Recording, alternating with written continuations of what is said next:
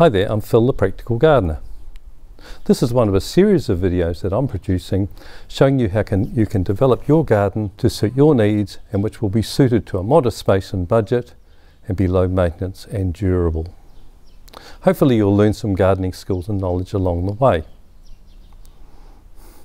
I have a schedule of the different clips on my website which is linked below.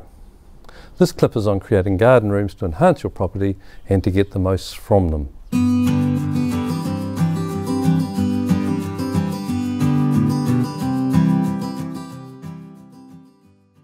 One of the most powerful ways to design your garden is to divide it into distinct units, each with its own purpose or theme, much as you might think of rooms inside your home.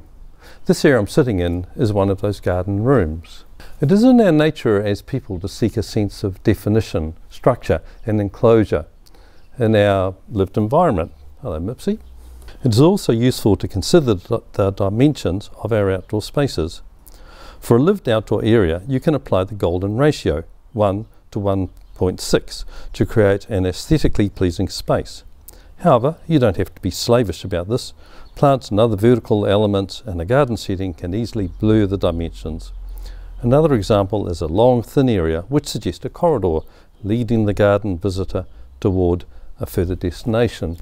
The elements that make up an internal room can also be related to an outdoor room. A pergola can be a ceiling, a trellis, shelter shrubs or the side of your house can be the walls, paving or a lawn will be your floor. The various materials used should be mutually consistent. For example, a patio area could be paved with terracotta tiles, be shrouded by flowering shrubs and have a summer house for a roof. On the other hand, a utility area could be surfaced by hard-wearing lawn, have greenhouses as a surrounding and a clothesline as a ceiling. It can still create a pleasing environment. I'll use my own garden here as an example of developing a property on the basis of the garden room concept. The role of my different rooms in my case are a welcoming area to my house with the house framed by palm trees as the main feature and a path leading to the front door. The area is fringed and softened by ornamental plantings. It isn't an area that you would sit in, as it isn't private, but it is clearly defined and creates a clear and attractive welcome to my house. I have an outdoor living area adjacent to my house. It gets the main sun of the day and is sheltered from the wind. In this area I have attractive surfacing, in this case large paving slabs. It also features an ornamental painted wall as well as being shrouded by permanent foliage and flowers. The roof of my terrace, the overhang from the studio, a large umbrella and a canopy shaped tree provide the ceiling and afford useful shading from intense sunlight. A retreat area. This is more secluded, informal in style, and tree ferns create a natural tranquil environment. In this I have some simple furniture and can hang hammocks for relaxing on pleasant days. A utility area where I have a vegetable garden, a clothesline, a compost bin, nursery plants and greenhouses. I also have fruit trees and the little frequented plant of the garden.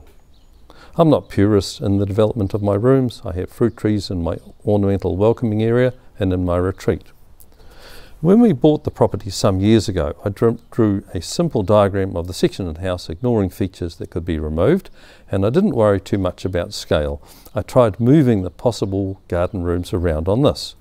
I found that simple cutouts moved around made this process easier. A bird's eye drone photograph could be used in the same way. For the main courtyard, the outdoor living area, I cleared the area and laid out the room using stakes with twine, marking out the boundaries to ensure that I had the best sides and aesthetic dimensions. At every stage, I discussed the structure that I was creating with respected others.